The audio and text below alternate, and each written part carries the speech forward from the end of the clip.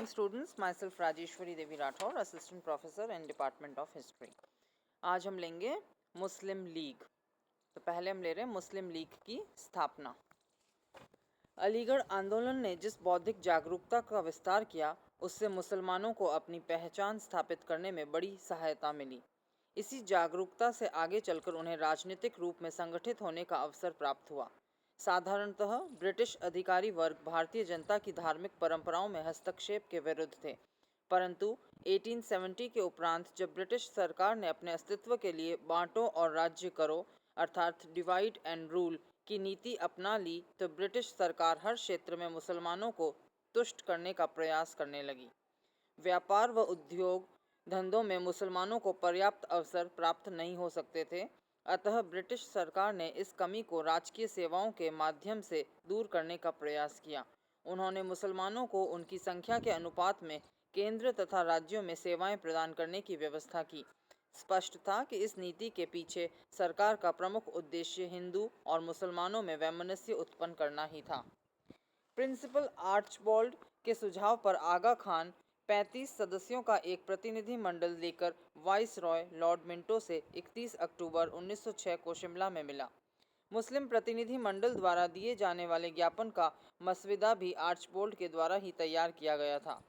Viceroy को दिए गए स्मृति पत्र में मुसलमानों के लिए पृथक चुनाव की मांग की गई थी।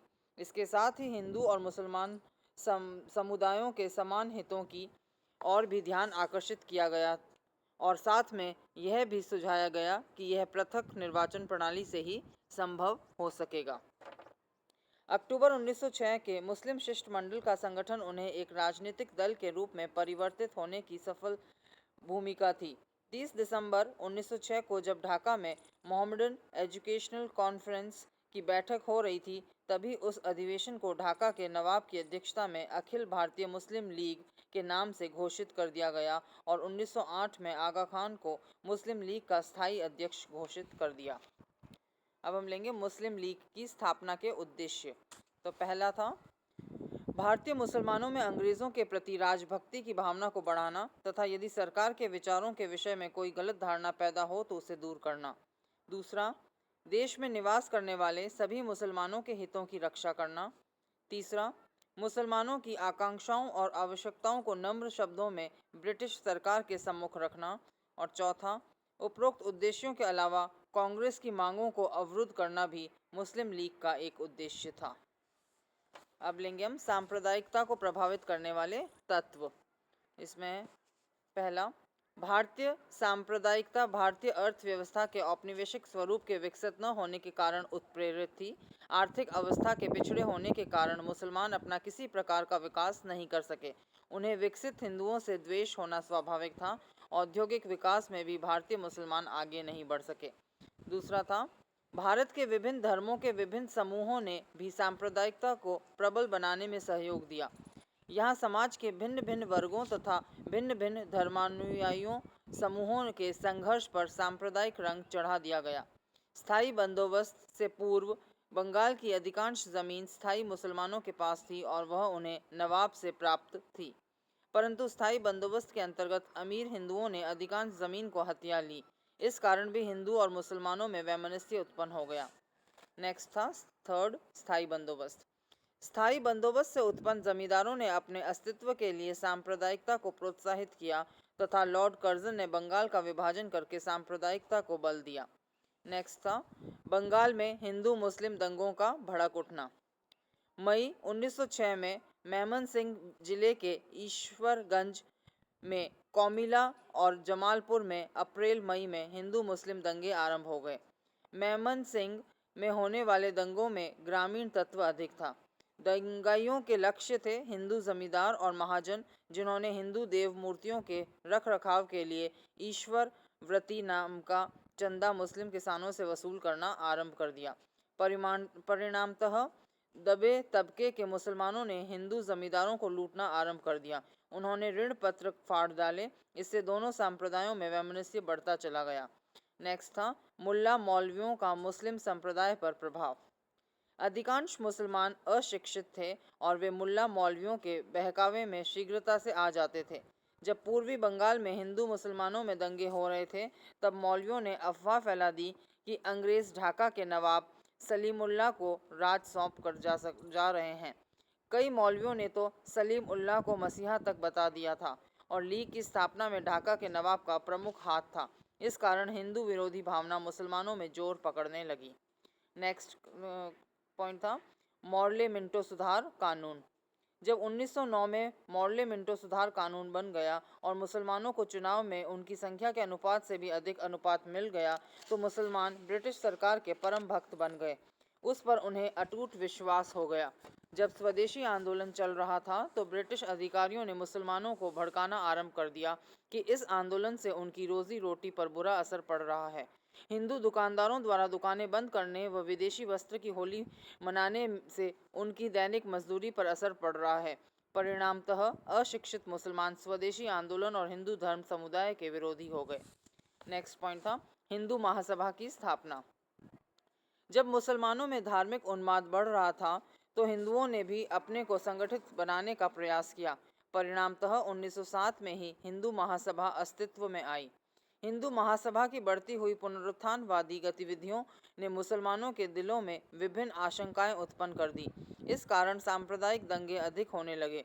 बकरीद के अवसर पर दंगे होना आम बात हो गई, क्योंकि हिंदू महासभा के अस्तित्व में आ जाने से गौवध के विरुद्ध आवाज़ प्रबल हो गई थी, परंतु यह आवाज़ ईसाइयों के विरुद्ध नहीं उठाई गई थी। नेक्स्ट था मुस्लिम संप्रदाय में संकीर्ण विचारों का समावेश।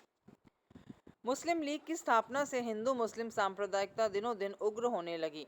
ब्रिटिश सरकार की नीति मुसलमानों के प्रति तुष्टीकरण की हो गई थी। उनकी सांप्रदायिक मांगों पर सरकार त्वरित ध्यान देती थी। परिणामतः मुसलमान सामान्य बातों पर भी दंगा करने को उतारू हो जाते थे। उदाहरण के लिए, होली पर यदि किसी मुसलमान के रंग के छींटे भी लग जाते, तो वह दंगे का कारण हो जाता था। मस्जिदों के सामने बाजा बजाना मुसलमान धर्म विरोधी मानने लगे। 1926 में कलकत्ता में जो भयंकर दंगा हुआ, वह मस्जिद के आगे बाजा बजाने से ही हुआ। नेक्स्ट कारण है खिलाफत आंदोलन।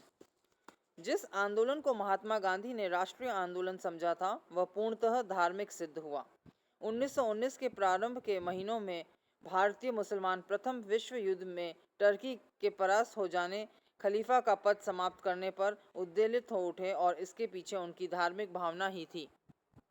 उनकी टर्की के खलीफा के प्रति असाधारण आदर की भावना थी। गांधी जी भी उनका समर्थन कर बैठे और अपने असहयोग आंदोलन में यह मामला भी जोड़ लिया। परंतु फरवरी 1922 में ज्यों ही असहयोग आंदोलन वापस लिया कि खिलाफत आंदोलन के समर्थक गांधी विरोधी हो गए। मार्च 1922 में उन्होंने गांधी जी के निर्णय की भर्त्सना की और हिंदू मुस्लिम सद्भावना ने सांप्रदायिक भावना का रूप धारण कर लिया। 1916 का लखनऊ समझौते पर पानी फिर गया और हिंसात्मक सांप्रदायिक घटनाओं ने भयंकर रूप धारण कर लिया। 1923 से 1928 के अंतराल में भारत में 88 हिंदू मुस्लिम दंगे हुए, उनमें 400 मौत हुई। खिलाफत आंदोलन के समय मुसलमानों ने 1919 में गौवध न करने का प्रस्ताव स्वीकार कर लिया था, परंतु 1922 के उपरांत मुसलमान गायों को सहर्ष और अधिक संख्या में काटने लगे। एक गाय का वध 7 मुसलमानों को धर्म लाभ पहुंचाने वाला माना गया। अतः बकरीद के दिन बलिदान के लिए चुनी गायों को सार्वजनिक रूप से जुलूस के साथ हिंदू बहुमत वाली बस्तियों से उनकी भावना को ठेस पहुंचाते हुए ले जाया जाने लगा। इस प्रकार खिलाफत आंदोलन के समर्थक सांप्रदायिकता का विष फैलाने में प्रमुख सहायक सिद्ध हुए। नेक्स्ट पॉइंट था भारत में सांप्रदायिकता को उग्र बनाने में तुच्छ राजनीति। भारत के स्वार्थ राजनीतिज्ञों ने भी अपने स्वार्थ सिद्धि के लिए सांप्रदायिकता का ही सहारा लिया। हिंदू मुस्लिम नेता एक दूसरे के विरुद्ध जहरीला प्रचार करने लगे। 1919 के कानून के अंतर्गत जिन प्रांतों में मुसलमानों को सत्ता प्राप्त हुई, वहां उन्होंने हिंदुओं के विरुद्ध कानून बनाना आरंभ कर दिया। उदाहरण के लिए 1921 में पंजाब के मुसलमानों ने वहां की स्थानीय संस्थाओं पर अधिकार करने का प्रयास किया। 1927 में जब साइमन कमीशन की नियुक्ति हुई, तो उत्तरदायी सरकार की स्थापना पर उन्हें अनेक आशंकाएं होने लगी। परिणामतः मुस्लिम लीग को पुनः शक्तिशाली बनाया गया और 1924 में लीग पर मोहम्मद अली जिन्ना का प्रभाव जम गया, जो अपनी मृत्यु पर्यंत हिंदुओं के विरुद्ध जहर उगलता रहा। उसने सांप्रदायिकता के सहारे ही मुस्लिम लीग को शक्तिशाली संगठन के रूप में संगठित किया था और नेक्स्ट पॉइंट था ब्रिटिश सरकार की भूमिका। आधुनिक भारत में सांप्रदायिकता के विकास में विशेषतः ब्रिटिश सरकार की फूट डालो और राज्य करो अर्थात डिवाइड एंड रूल पॉलिसी की नीति भी जिम्मेदार है। तो ये थे कुछ तत्व जिन्होंने मुस्लिम सांप्रदायिकता को प्रेरित किया या प्रभावित किया।